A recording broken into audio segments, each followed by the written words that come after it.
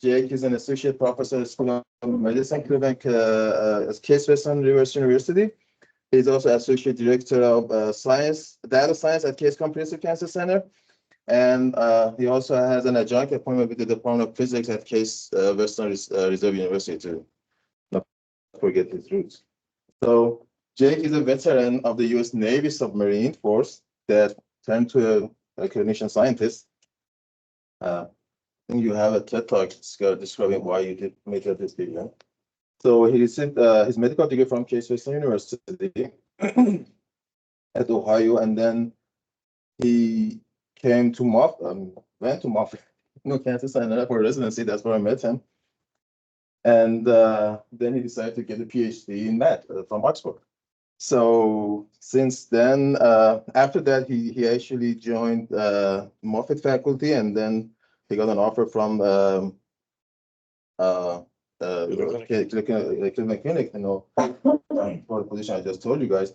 So his lab uses a pseudo-mathematical experimental models to deconvolute the complexity of the evolution process of cancer into fundamental principles of it.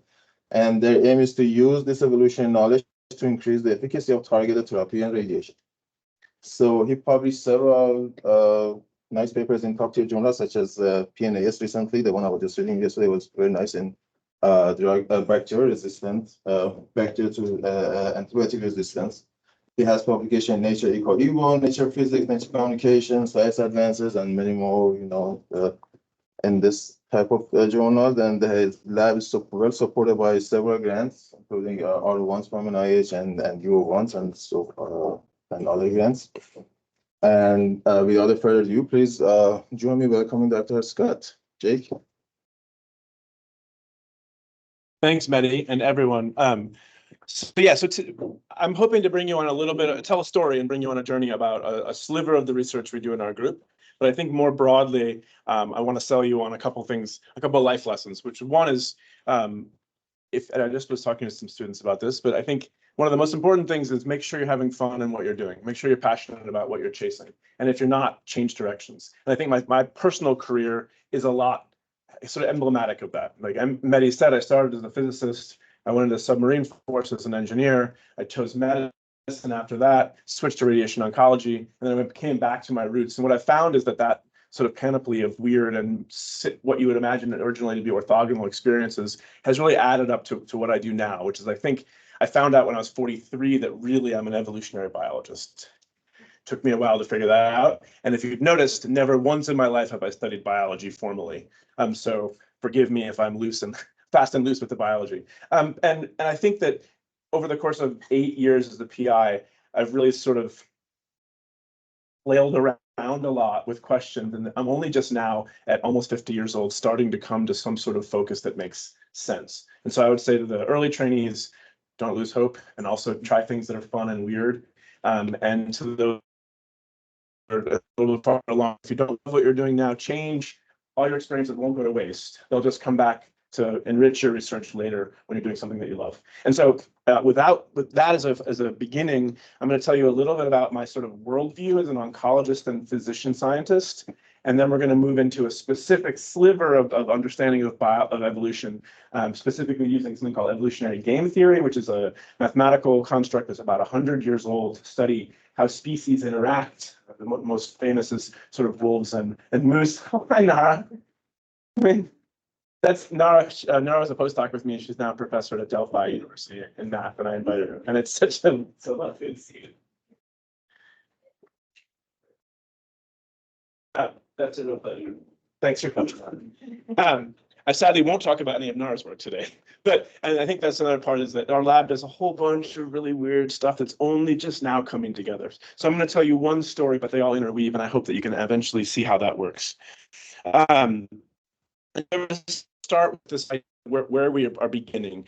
And really, I think looking at the developed world, at least, cancer is rising rapidly to become the #1 cause of what we call preventable death. in the US. And then in the less developed world, infectious diseases are still running rampant. And this idea of multi-drug resistant pathogens, or superbugs, if you like that term. If you don't, I apologize.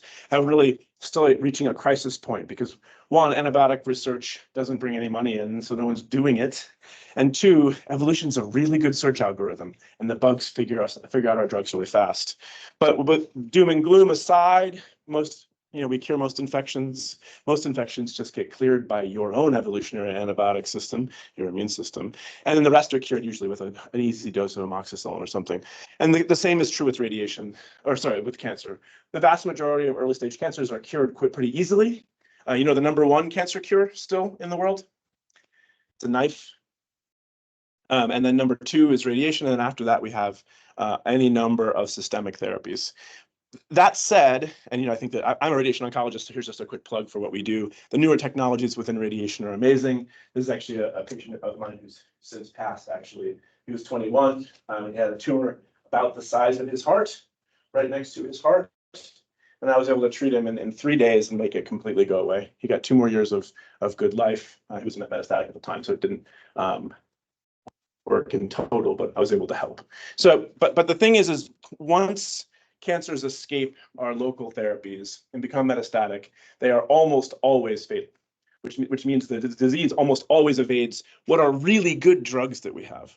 And so this is a picture that a ton of folks use for a gentleman. In this case, it's a gentleman on the left who has a widely disseminated melanoma. In this case, the widely disseminated spots are all over his body and under the skin, so it's a really good picture to show. Usually you see this on CT scans and otherwise, but this is sort of visually striking.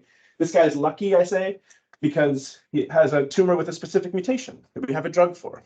In this case, it's a drug called vemurafenib, which, by the way, took about 15 years to develop from the laboratory to the clinic, and on the order of that many billions of dollars as well.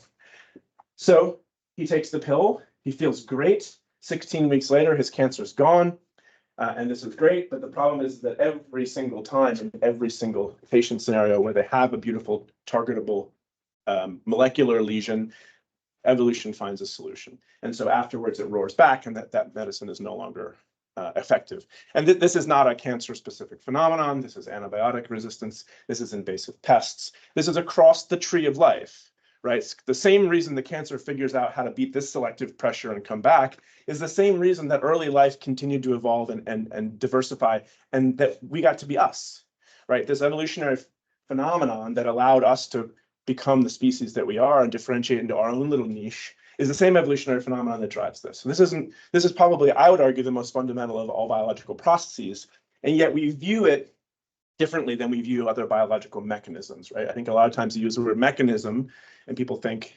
protein, pocket, thing. I would argue that as a biological mechanism, this is the most fundamental. And so what our lab tries to do is really deconstruct this mechanism and think about how to perturb it, how to perturb the mechanism of evolution itself. How can we get what control knobs exist within that mechanism that we could control it instead? So here's just a quick picture. So I want to remove everyone from their happy little paradigm of molecular biology where we look for targets and look for drugs. So this is just a still shot of an experiment a friend of mine named Mike did at Harvard Medical School, what's called the mega plate experiment. If you haven't watched the YouTube video, you should. It's about 2 minutes long. But let me tell you really briefly what he did here. There's a little simulation on the bottom that a student of mine did a long time ago. So it's the same thing. This is a petri dish that's about 6 feet long, side to side. Here's 10 cm, so you can imagine that the rest of the scale bar. And in the course of 10 days-ish, or 11 days-ish, what happened was the following. So they put trimethoprim, which is a simple bacteria that you could buy at the store. Most people have probably taken it for a UTI in their life. And it kills the bug he used here easily. So he put a strain of microbe on the far left and the far right in no drug. And then what he did was he layered swim agar with higher and higher concentrations of this drug. Again, you can buy this drug anywhere at the store. And this is 3 times the concentration that kills that bug. 30 times, 300 times, 3,000 times. And in the course of 11 days, these microbes not only moved 5 feet, but also developed resistance to 3,000 times the concentration of a drug that would normally easily take care of them. And they didn't do it once. They did it hundreds or thousands of times. in this one evolutionary instantiation of an experiment. So, right, so now what we have is we have individuals that started as a clonal population, putatively, and then solved this very difficult evolutionary problem really fast, right? So for me, seeing this result just removes from the confidence that we could ever outpace these unicellular, asexually reproducing organisms with our cleverness in molecular biology. I don't think that we'll ever be able to produce drugs at the pace with which they can do them. So we end up in what evolutionary biologists have often called the Red Queen's dilemma, the Red Queen paradox, which is this. And if you remember the story of Through the Looking Glass, at one point Alice was playing croquet and the Red Queen came out, and there's this funny phenomenon where they have to run as fast as they can just to stay in the same place. And I would argue that if we attempt to chase evolution the way we are now, we'll never catch up. As a matter of fact, we'll just continue falling behind, or at best stay where we are. That said, what if we deconstruct that process and look for the control knobs within evolution itself? So this is a cartoon we're going to come back to a few times. And also, I am a physician scientist, I'm a radiation oncologist, right? So a lot of the questions that fascinate me scientifically are of very little value in my day-to-day clinical work, because patients don't really care about this unbelievable, beautiful process where their tumor or infection starts as a single clone. And the way you read this on the left is sort of something like a Mueller plot, which evolutionary biologists might know about. The sort of height of this ice cream cone turned to the side is the size of the tumor, the number of cells. And then the colors represent clones. So you might have seen clone tracer experiments, something like this. And during the course of evolution, you have this heterogeneity that develops and supports itself and follows upon itself. And then there's a moment of sort of what I would call max diversity in a patient's life, which is when we biopsy them. When we look, we take a peek under the hood, right? This is the moment the patient sits with me and says, "What do I have, doc?" And have this unbelievable ecosystem of different clones running around in their tumor. And they say, "Well, what do I do?" And I say, "Hey, you want to talk about how the heterogeneity got there? Do you want to talk about the beautiful ecology in the system?" And they're like, "No, I want you to kill the tumor that's trying to kill me." Right? So I think that half of my life is really just trying to map from this moment to what to do, how to help you, how to make your pain go away, how to make you live longer, how to allow you to watch your son or daughter's second birthday. And the other 90% of my life, that's about 10% of my life. And then the other 90% of my life we'll talk about today, which is how did we get there? And what are the mechanisms that brought us from that one clone that was probably easy to kill, right? It was probably sensitive to frickin' everything, or a knife, to a position where any drug I give fails. And even if I bottleneck this down with a drug, it's going to happen again. So it's the process, I think, I want to focus on during the rest of this talk today. This is my sort of background. If everyone doesn't know XKCD, they should. It's a joke cartoon. And I started my life here as a physicist in '98, as Mehdi said. I was actually studying astrophysics. And then I kind of went all the way over to the left and really just started doing engineering, which is kind of like applied physics. And then went over to medicine, which is sort of like applied physiology. And then I ended up finally in mathematics, separated from the entire rest of the world by a jargon and symbols. And now sort of coming back to where I started, which is, I think, trying to bring all these things together. So the rest of the talk, we're going to delve a little bit into probably each of these fields. I'm hoping not to go too deep in any, so we can all stay on the same story. But if you have questions or I say something that doesn't make sense or you want more explanations, I'm much happier for you to throw your hand up than Flaminia was telling me a story about working with some physicists once who by the end of her talk raised their hand and said, "Excuse me, what's a prostate gland?" Which was slide 1. And I'd rather you ask that on slide 1 is the point. I won't talk about any prostate glands, but I'm happy to discuss what they are if anyone wants to. Right, so this is a laboratory that we have a graduate of in the front row. And so we call ourselves Theory Division. It's just a fun joke, but I think what's nice about our lab, I think, is that we use any tool necessary. We're not tool centric. I'm comfortable using any sort of mathematical tool needed and sticking things into people and growing things in a dish, bacteria or cancer. And I will loosely maybe go back and forth between them because fundamentally what I'm interested again is that specific process that lets any unicellular thing, even a piece of code that you can put into a computer, how it evolves and changes under time, under selection. So you can study these things with a computer. You can study these things with closed form equations. You can study these things in a dish. And all of those tools are wrong, right? In vitro models are fundamentally wrong in a million ways. Mathematical models are fundamentally wrong in a million ways. In vivo models are fundamentally wrong in a million ways. Clinical trials are fundamentally wrong in a million ways. But each of them give us insight that the others do not.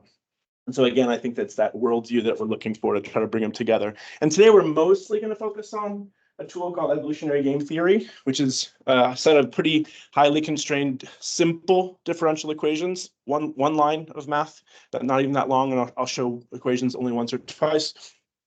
But it's been used for a long time to think about species. And we'll go through all that in a minute. And again, I think going back to that cartoon, if you remember, there's a lot of fun stuff to study along this continuum of the evolutionary process. And our lab really hits on all of these. I'm just going to tell the story of where we study, and then we're going to focus here on number 2. But really thinking about where commonalities in life exist and where this process focuses, and then how to do that. And so starting in what I call the longest time scales, or the evolutionary time scales, we think about biasing selection with these mathematical objects called fitness landscapes on the far left. And we have some students and some recent papers on that I'll just flash up. If you're more interested in that, I apologize, this isn't that lecture, but I'm happy to talk to you. Where we're going to focus today, the rest of the time, is really this somewhat shorter time scale, but not instant. So this is sort of, I like to think of this as almost like a year's time scale. And this is more what I call a clinical time scale, so weeks and months, where maybe mutation isn't even driving anything. Maybe a low mutation rate process is okay, but there's interactions in a standing ecology. So you have a heterogeneous tumor. Even if you shorten the time scale to below where mutation starts driving things, you still have complex spatial, local, regional interactions that drive tumor growth and development and drug resistance. And then third, we're not going to talk about these two, but really thinking about how evolution can also guide us from this moment to the clinical decisions. So this is some work that we've done with some recent MD PhD graduates, really thinking, and with NARA, actually some of NARA's work comes into collateral sensitivity. The idea that when you evolve resistance to one thing, you actually get sensitive to things that you've never seen before, or things that you would have been resistant to previously. So this idea of maybe harnessing that possibility and really focusing on the evolution through the phenotypic lens, because what we do as physicians is put selective pressures on things, and selection acts on phenotype, not genotype. And so trying to really take advantage of some of these non-unique mappings from very complex genotype spaces to less complex phenotype mappings is really a large focus. Just drilling in just to give you a sense of some papers and playing with that evolutionary time scale. This is really collaborations with physicists. Rowan in the upper left is a PhD from Cambridge, an undergrad in physics in Oxford, and he's been working hard on trying to connect some of these formalisms. As Ishan's about to graduate in 3 weeks, he's the best barista in my lab, and he's an MD PhD student who's about to graduate. I'm thinking about holding him back because I like really good coffee and no one else makes it as well as he does. It's an ongoing discussion. We'll see. And then some of these other ideas here. This is a recent paper if you're interested. The timescale we're going to focus on today is really this intermediate clinical timescale. And we're asking the question how interaction between members of an existing heterogeneous population can affect individual fitnesses and drug response. And in the upper left is Jeff, who's actually contributed to most of the papers we'll talk about, who's looking for a faculty job. In the last 6 months, he's published a first author Science Advances, Nature Eco Evo, and now PRX Life paper. Superstar, waiting for a job, hire him. And then Nina, who's an amazing PhD candidate who's been with us for a few years, has done a lot of the experiments you'll see, as well as Nathan, and then Artem, who's an assistant professor in Utrecht, who did a lot of the original mathematics. And so we're going to talk about those papers. And then this second set of the final point, that's kind of convergent evolution, has really been a beautiful set of tools developed by Jessica, Masahiro, and Andrew. All three of these are MD PhD folks. And then Christy's a PhD candidate who's maybe 6 months from done. And you can see some more clinically oriented papers there if you're interested. Okay, so that's the end of the beginning. Anybody want to ask anything quite yet? Cool. So shall we dive into this inner evolutionary game theory part? Okay. All right. So here's where we're going to focus. putting our minds where we are, we're in this sort of clinical time scale. So we're going to be down to weeks and months of evolutionary time, which I would argue is very short, even for cancers. It's probably very long for bacteria, but we're going to talk about cancer today. And we're going to start out with some ideas we published a few years ago in Nature EcoEvo, really developing an assay to help us measure some things. And we're going to set our minds up thinking as theoretical ecologists. So from now on, I want everyone to think like an ecologist. I think we're all born ecologists, right? We go on walks in the woods with our family in the mornings, and we see the bugs, and we see the snakes eating the bugs. Do snakes eat bugs? Probably. We see the animals interacting, and I don't know really where this is, because this is like a wallaby or something. So it's got to be in Australia. There's probably something that's poisonous as well, because it's Australia. But the idea is that the theoretical ecologists have been thinking about these complex ecosystems for a long time.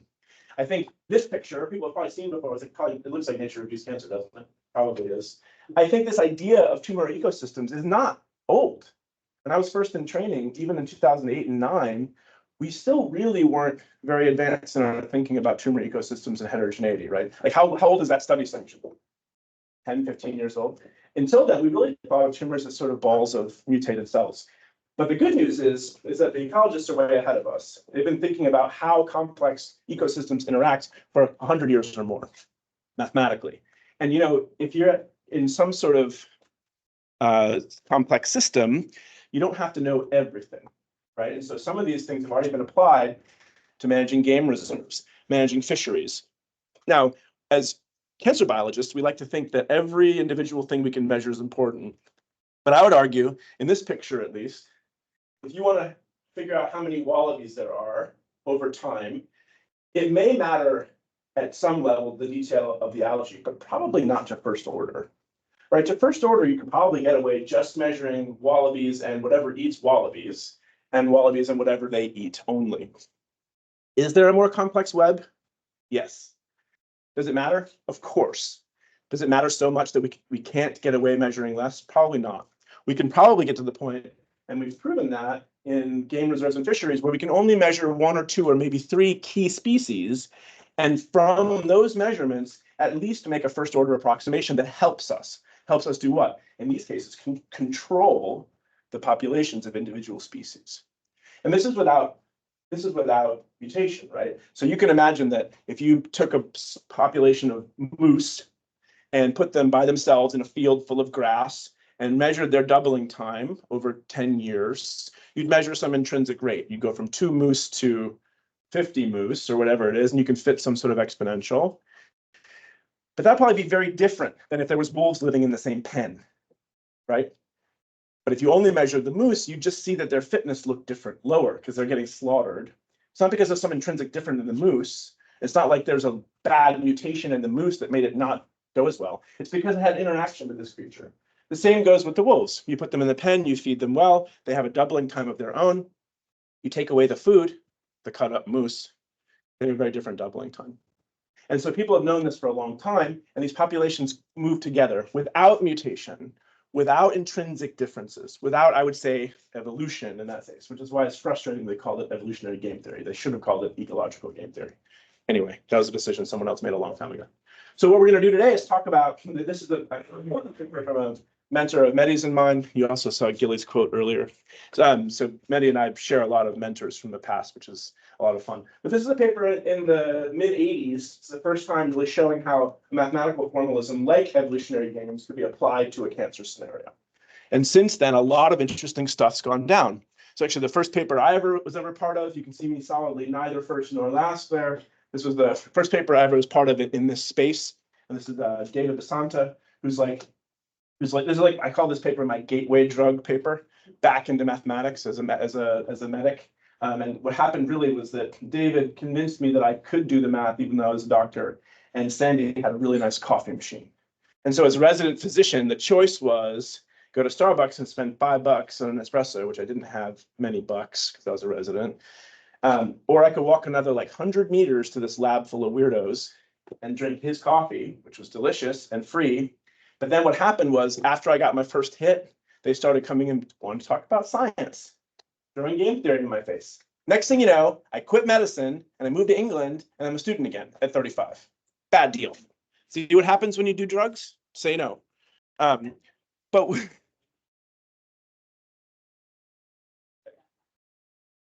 yeah, there you go. Exactly. I got my PhD when I was 41. So anyways, in this paper, what we did was we took one of these very simple models, and I don't want to pay attention to the details of this model. What I want to show you is the questions we could ask and answer with it. So with this tool that has a million assumptions layered in that we're not going to talk about, you could ask questions about prostate cancer in this case. So in this case, what we could do is we could ask if we turned an intervention, a therapy of some kind, on at time 10 with the exact same tumor, compared to turning that therapy on at time 30, what we'd actually see is a very different steady state at the end. So an early intervention in this case has our green clone winning and orange hanging around and blue dying off. A later intervention has blue winning, orange hanging around, and green dying off. Don't worry about the details. Worry instead that we can now ask questions about evolutionary timing of interventions. Sorry, timing of interventions in an evolutionary system. We could also ask about how long an interaction, the duration of some sort of therapy, what that would change. And again, you see fundamental changes in the overall steady state at the end. Green wins, blue wins, based on how long a therapy is given, how long a pulse of a perturbation is. So you can ask when to treat, you can ask how long to treat, but it's all based on the math, right? Like I could just change the way that those equations look and the stuff would change. It's a little dangerous because you have all this power, but with great power comes great responsibility. So what's in the heart of that model matters. But this is sort of early days of math onco. This is, gosh, 13 years ago. But the nice thing is you can keep playing with the math and showing that it's powerful. This is a paper Artem, who I showed you before, is now at Utrecht. Actually, he's hiring PhD students if you're interested in math bio. And we can do the same thing with a different kind of model, but the same general structure. We can ask what order treatment might work. So if you have 3 drugs, A, B, and C, if you give them in a different order, things change massively. You get different oscillations, you get different fundamental steady states. Cool, beautiful, right? But again, it depends on how you wrote down the structure of the model. You change one of the parameters, and the answers change entirely. So it's a dangerous scenario because you think maybe, hey, I can predict all things, but you really need to have a handle on what's sitting in this. So the next question, after we've done the math for a few years, does this really matter? Are we just doing theory?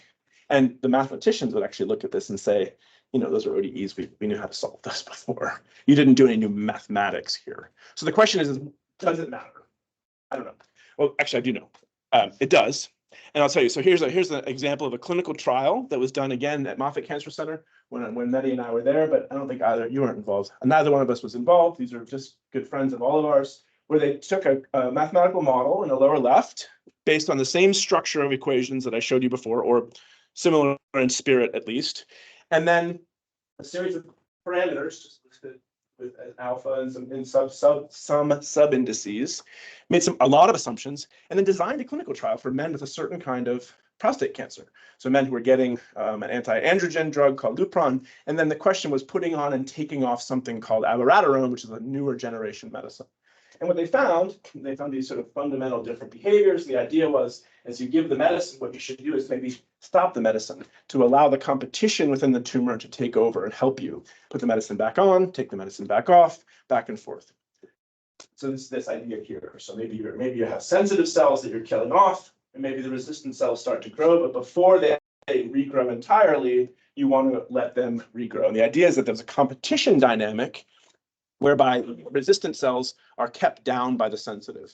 But the minute you kill all the sensitive ones with the drug, the resistant ones don't care about, they take off. And so this is really playing on that idea of going back and forth. And this is actually a pretty positive clinical trial. We could talk about specifics if you want to. We're not going to today. But I think what they at least have shown to first order here is that these ideas translate meaningfully. But again, I think they might have gotten lucky because they wrote down a math model that kind of worked for enough of the men in the trial. Do any of us think that the same exact mathematical model will work for every person? Probably not. Our cancers are different. Heterogeneity is real. I think they captured enough of the salient points to make a difference clinically, but I think moving forward, what we want to really think about is, can we parameterize that model directly? So, please. Yes, absolutely. Although we always call the fish antibiotic, It's still going, right? So yeah, so there's two questions there. I think that you would have a very resistant infection. I think for the most part, most infections are cleared by taking it and taking your whole course. But when you have a situation where resistance arises, I think this is a fundamental evolutionary phenomenon. We should think about that. As a matter of fact, our paper from Friday in PNAS uses a reinforcement learning algorithm to answer that exact question. If I have a bunch of different antibiotics, can I put them in a different order to maintain sensitivity? I'm not going to talk about that paper today, but happy to share it. And yes, we think about that all the time. Please, sir. Unrelated question My favorite kind. or observation. The model demonstrates that there pre-exist independent cell populations, which are either sensitive or resistant. That model doesn't necessarily fit with some of the information that we see in the evolution of tumors at a histologic level, which suggests that in the context, for example, of pancreatic cancer, that the resistant cells arise from the sensitive cells, i.e., back to the concept of a single cell of origin for a tumor, from which properties can arise from that single origin. And also, there's another comment now, which is later. The timeline may be much shorter than what you've suggested so far. Absolutely spot on all points. So a paper that Nara and I did do together in Nature Comms in 2020 looks at the idea of de novo resistance and sort of gradual resistance from a subtype that starts out with none. And I think that probably both those things are at play. I think it's true. I think both things are true. I think there's many scenarios. I mean, you and I can both battle back and forth with papers and say, hey, in lung cancer, resistance at pre-existence is there all the time. In this one, it's not. In this one, it is. And there's paper. And I think the problem is they're both true, right? In some patients, the pre-existing clone is already there. Somebody showed me earlier today in a mouse model, there exists pre-existing castrate-resistant clones. But then there might be another scenario where those didn't exist and they arise gradually from persisters. So I think both these things are true and the timescales matter. And it's probably patient to patient. It's probably histology to histology. It's probably, if you could replay the tape of life on the same patient, it might be that it's different even there. So I don't disagree that that's a truism. And I think if we look at a different slice of my research, which we're not going to talk about today, we try to answer that question. The synthesis thereof is, that's the career goal.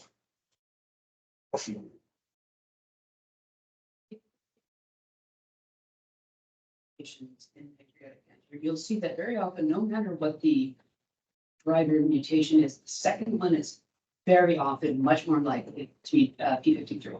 Like no matter where you start, the next mutation is going to be p53. When you do this, do you weight all the potential alterations, mutations, things like that equally, or when you go through, do you say, this is what we're most likely to see next? And I don't, I can see the chart. So in the model I'm going to show you today, we don't even think about mutation. We're in a time scale. Remember, coming back to this, yes, I certainly think about the question you're asking, but it's a different lecture. And the reason is no, listen, totally bang on and appropriate, and something I'm super interested in, the order in which they arise and how that matters, right? Because the evolutionary histories also matter. But I think today what we're focusing on is the compressed time scale where the standing variation exists. And I'm thinking about how to modulate a tumor that exists with that standing variation. Now, there's a limitation to the assays I'm going to show you because the assays are 5 days long. I think it's pretty safe to say in 5 days, you're not going to have a new mutation arise and fix. However, arise and fix, not arise and fix. And when a doubling time of something like a day on the order of tens of millions of cells, fixation is going to take weeks or months at least. That said, of course, that's important. So my model is going to break down badly at longer timescales, but we're going to constrain ourselves. Like the mathematician would say, let delta t be less than 7 days, and then the rest of the proof follows. If you take away my beginning statement, I'm hosed.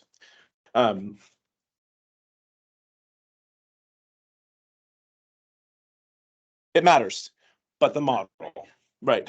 And then again, so the game theory stuff matters, but the model. So what we tried to do next was design an assay. And so the next 10 slides or so are going to be describing how the assay works.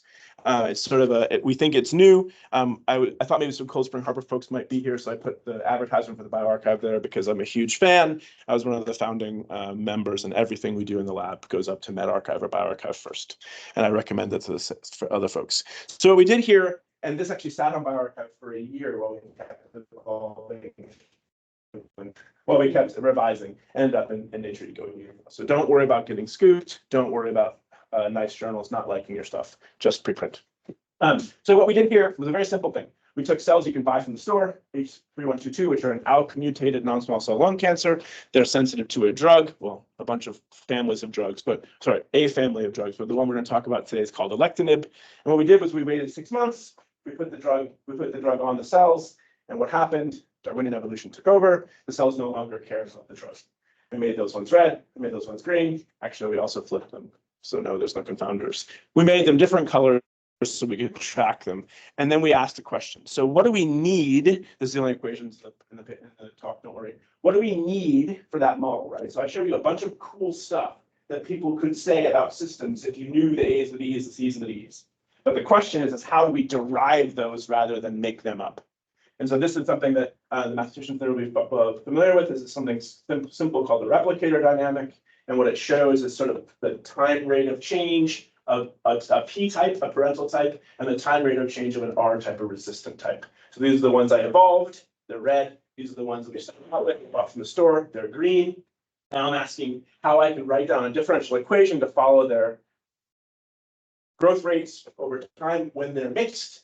And that matters when they're interacting in this specific way mathematically. And so again, these are the numbers I'm going to try to get. A's and B's, C's. And so to do this, what we did was we started co-culture experiments. And I think it's not going to come to surprise to anybody that if you put resistant cells together with sensitive ones and give a lot of drug, you're going to kill the sensitive ones and the resistant ones will grow out. That's what goes up must come down.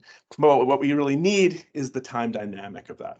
So what we're going to do is we're going to do an experiment, and I'm going to build a larger figure. But let's start with something that looks like this, some reds and some greens. Let's count them, which you can either do with undergrads. Which we did with an algorithm, and we counted them over time. And so what we're going to do is build this up. We're going to talk about two things: yes or no drug. So either alectinib is there or it's not, and yes or no fibroblasts. They're either there or they're not. So it's like almost like winter and summer with hunters and no hunters, if you will.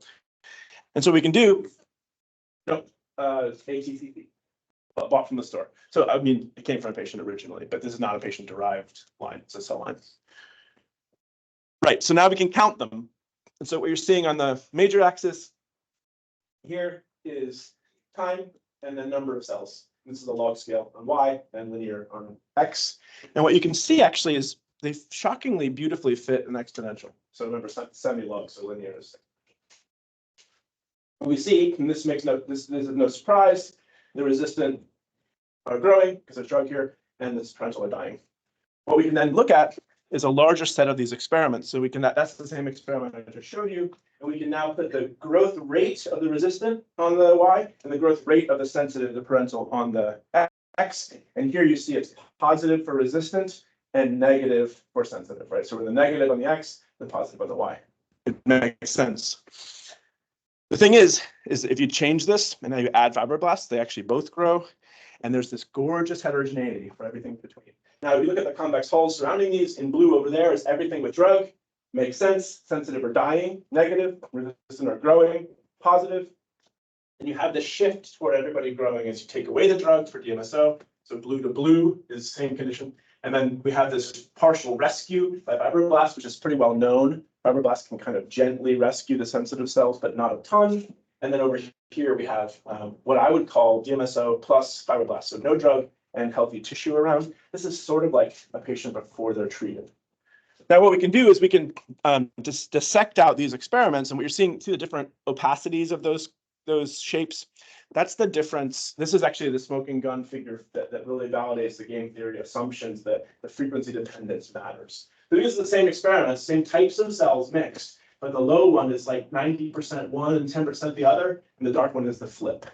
So we really have, the more moose you have, the less wolves No, wait, strike that, reverse it. The more wolves you have, the less moose, even though they're the same wolves and moose, and the growth rates even differ. So what we can do is we can pull these out and we can start looking at what these individual experiments look like. And the important part here is we can now start picking out those parameters. And so this is what really has allowed us to look at these intercepts. If you think about each of those intercepts lining out one of those different terms, we can now pull those parameters from this model. And so we actually have, for the first time, a model that was measured rather than invented. And what we do if we look at a larger scale is we look at how these games fit in. And so the quadrants here are what matter. So if you exist in this upper right-hand quadrant, you have a steady state that's a mix of some type. So the parental and resistant can coexist in some way. That's really where our untreated patient lives. The resistant can coexist, even at a small number.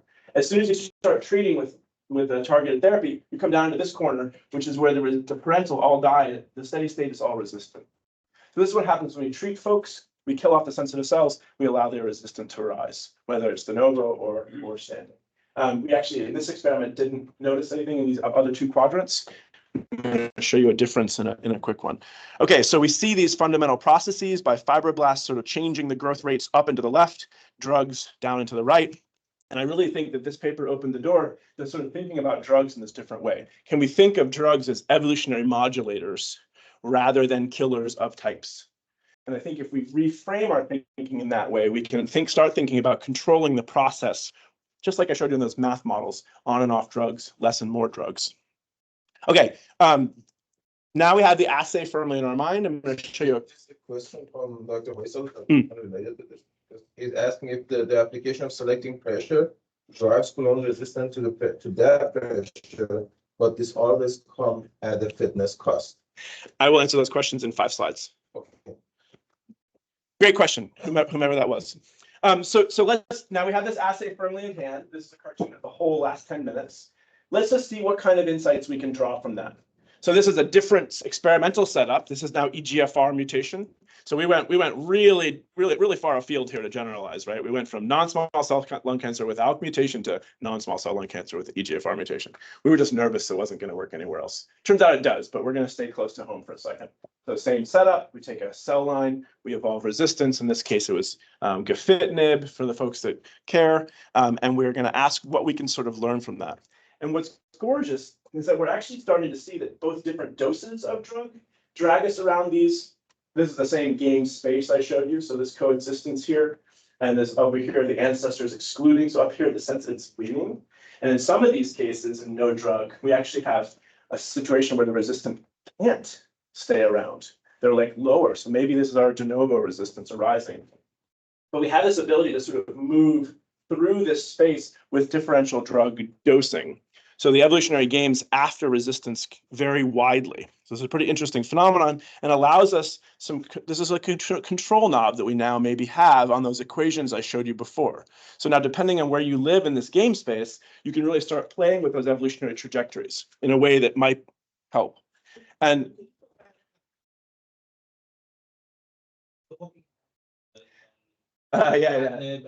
Yes. Yeah. Not sure. Okay. Not sure. Okay.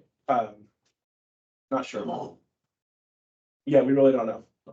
It doesn't really make a ton of sense. We repeated it and it seems to go that way. Not sure what's going on. These are also probably very supraphysiologic doses. Like it's probably higher than a patient would ever be able to get. Sure. Also, it's a limited assay, all the things. Okay, but what the sort of next, this is a new paper that I think highlights a little bit what the last question was. So what we see here is this kind of cool phenomenon, which is that back to the question about pre-existence, we have in an untreated state. So before, remember, we saw untreated kind of over here, but in these new experiments, we see untreated kind of living in this other quadrant, just barely on the other side. And you can imagine sort of wiggling just a little in this game space is kind of the difference that you're highlighting, right? Like here, you have pre-existing resistance that's standing. And here, things change a little, and those pre-existing resistant mutants get killed and die away. So what does this look like? So there's 2 things happening here. One, if you don't co-culture, you just measure them by themselves, wolves and moose, you see that the resistant has a significantly lower fitness by itself. But when they're together, it can coexist. So it would look like this. So if you look at the resistant fitness on its own, because it's in the 0 over here, so by itself, it's got a low fitness. But when it's cultured with almost all ancestor, its fitness rises. So in the setting of being surrounded by its ancestor, its fitness rises to equivalence. But as soon as they start growing out, their fitness dies. So it sets up a real interesting paradox. One is that if resistant populations come with cost in the setting of no drugs, how do they pre-exist? How do they stick around? Because they should be, there's a fitness cost to that resistance mechanism because they're making some drug pump or some binding protein allosteric inhibitor. They don't need to be, right? So there's a cost. So how can they pre-exist? And this is not just cancer. This happens, this has been noted in HIV all over the place. This has been noted in our own lab, in E. coli. This has been noted in, this is Jeff, who is on the market. He noticed this in a previous book during his PhD. He noticed that in E. faecalis. So this happens across the kingdoms of life. And again, we showed it here in EGFR mutated lung cancer.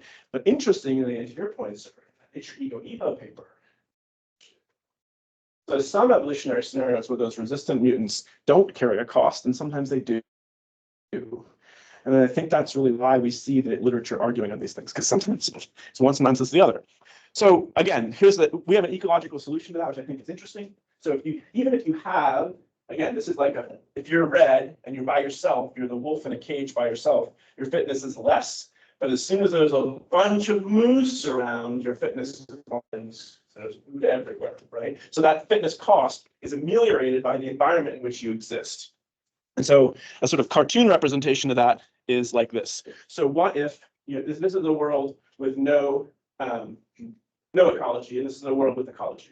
So what we're proposing, and these are just sort of mutations that come in, pop out, because evolution, right? Mutation is random, it's selection that matters. And then we just had this idea that at the end you have some intervention that maybe these resistant mutants would catch. What we're proposing is that certain mutations, even if they have a fitness cost, actually have what we call a positive ecological interaction. So the more red it is, the more the ecology can prop up those resistant cells, even with their costs. And the more blue, they're just going to blip out. And so what we're arguing here, this is a brand new, we just got accepted last week to a new journal called PRX Life. For the physicists in the room, this is a nice new biophysics journal. So they need to have a bunch of new physics. So I'm going to show you a couple pictures that are the biology side of this paper, but there's a bunch of really, I think, new interesting analysis, mostly diving into Wright Fisher stuff, but some closed form solutions for those who are interested. What we're suggesting is that really it's this eco effect that is needed to prop up these resistant populations to allow them to exist. So I'm just going to show you two simulation results. Here is this ecological solution. So the simulation setting is going to be, this is time. If you look, this is just blown up. But these little reds are a standing mutational variation. You're constantly popping mutants in. They all have a fitness cost, so they're popping in and popping out. If we start to zoom in on this, so this is now just the bottom 1% of this plot, same plot. What we're seeing is that these mutants are predominated by ones with ecological effects. In some ways, it's not surprising by model construction, but I think that what we're showing is that the distribution of the mutants at any given time, and further, the distributions of their persistence time, like how long and how big those blips are, is really dependent on that ecological interaction. So there's two things that are interesting there. One, so here, this is the sort of the final picture. This is sort of without ecology and with ecology and more. So here it's this sort of high mutation ecological regime, and you can really see that there's standing, existing, pre-existing mutation or pre-existing resistance all the time. Whereas without ecology, they're getting knocked out much faster. So you're propping them up with ecology. So to me, this suggests a strategy by which if we knew the ecological mechanism by which it was propping each other up, we could maybe pre-treat with that. Wipe out, let the resistant clones wipe themselves out, and then go forward. And so, I think the biological part of this is what about existing observed mutations we know about? So we look at the landscape of, this is now osimertinib resistance of the clinical trial. If you now look at the patients who fail osimertinib, what are those resistance mutations? So going through that whole family of them, what we did in this paper was actually engineer in, we took PC9, backbone EGFR sensitive cell line, and we engineered in each of these and did those experiments, we spiked in a tiny amount of resistance to see what would happen. And what we find is in every single one of these cases, we see the same evolutionary phenomenon. So what you're looking at is the red resistant mutant has a cost in all cases. And then as it has more and more of the ancestor around, less and less of the mutant that caught slowly. So in all these clinical scenarios, we see this positive eco effect is really propping up those mutations. I think giving a fair amount of credence to this overall thought. Okay, and the last 3 minutes, I'm just going to show you a proposed extension to this. I think that this is a proposed clinical trial, how we might put this safely in. So I think we've looked at a few things already. We have an assay in hand where we can measure these things. And we have a really nice sort of finding. You notice that original plot I showed you, all the cisplatin was in the upper left. Right, so that cisplatin dosing really allowed the sensitive cells to outcompete the resistant ones. The resistant cells were more resistant to cisplatin. Sorry, the resistant cells to osimertinib were more sensitive to cisplatin than the opposite. And so we have what I'm calling an evolutionary doublet, where maybe switching between cisplatin and osimertinib, where we give OC, we're pushing toward all R. When we switch to cisplatin, we're pushing toward all S. So maybe these are not direct measurements, right? Maybe I now have a scenario where I can really play them off each other back and forth. If so, and obviously there's a million problems here with robustness and evolutionary timescales and all the other things.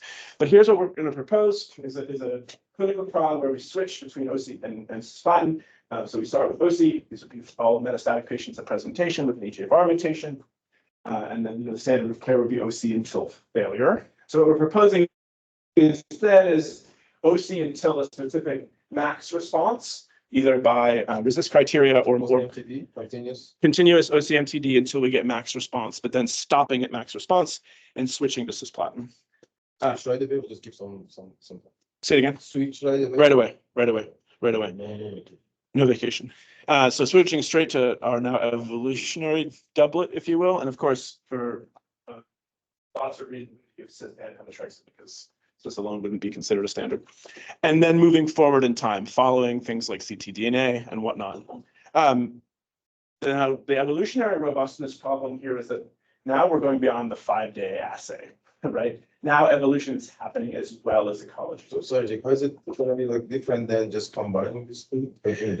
Very different, because the idea here is that we're taking advantage of those differential sensitivities. So if you give cis and OC, which actually they just did in the FLORA-2 trial, the metoncs in the room, and it was better than OC by itself. But we're still suggesting that to be able to perturb the evolutions, we need to have something that's given a break, right? We need to have the sensitive cells given a break when there's cis. We need to have the resistant cells given a break when there's OC. Strike that, reverse it.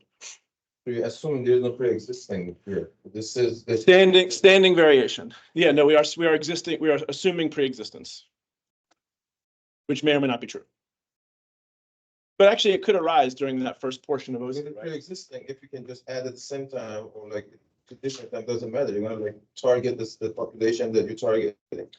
But that's but if it's induced, like sure, so like what we see also in ovarian part, whatever. If it's like induced, like it also the EGFR, then that makes sense. But that's what makes sense because you're basically inducing. It's like your collateral sensitivity, right? You say, okay. Yeah. I guess the argument there, and I'm not sure the right answer because we don't know if it's because usually these pre-existing mutants are below the level of detectability, so you don't even know if they're there or not. My argument would be that there might be a subpopulation that's resistant to your initial doublet.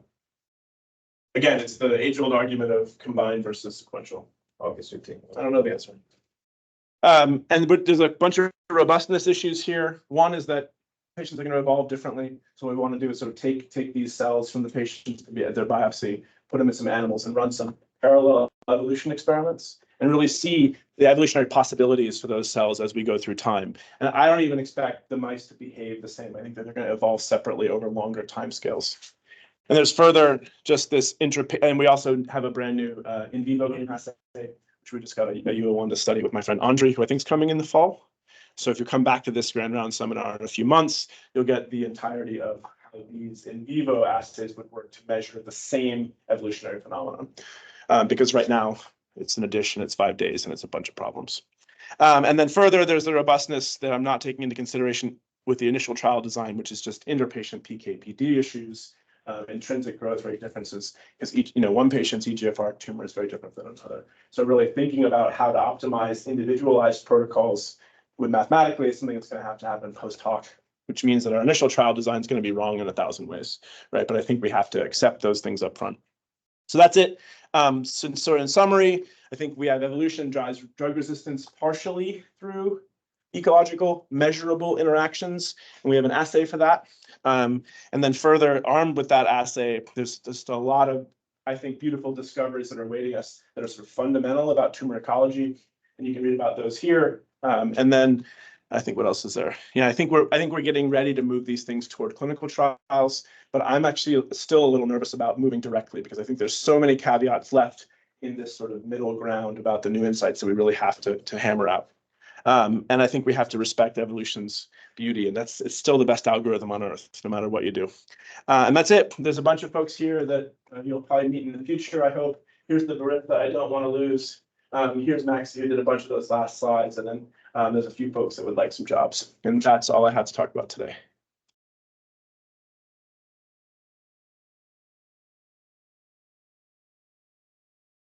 I've been thinking about Perfect Talk is, can this take into account the immune system? If the immune system interacts and adapts, and I mean, you talk about drugs and either in infectious disease or in cancer, but the immune system does play a role and it can adapt. Yes, absolutely. So here is a picture from a grant that was not funded that I would like to. One of the things, remember that the first experiment we did, we put fibroblasts in and out. Now you could add any complexity to these things if you want. So right now in our UO1, we're trying to move from in vitro at short time scales to in vivo on long time scales. This is going to be immuneless animals though. But the other thing we can really think about is sort of adding the biological complexity in a different way. So one of the things we're very specifically interested in is instead of the fibroblasts on off, what happens if we put T cells or NK cells or something within the games themselves? How does it change the evolutionary dynamic? The answer is going to be it's going to change it. I have no idea how, but I think that the principles can be certainly added in. But I think from my perspective, starting at the basic end is probably, what we're going to end up seeing immune effects in the clinical trial if we run one. But I think dissecting those out, once all the rest of the human body complexity is there, it's going to be hard. So from my perspective, starting just in a dish makes some sense. So yeah, 100%. And if you can just get someone to fund that experiment, I'll do it. Sake of time. Okay. 1:01, so. Yeah. Hey, Jake. It's gonna be, so if you guys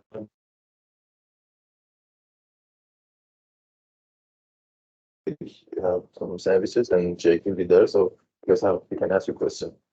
Thank you. Thanks all. Thank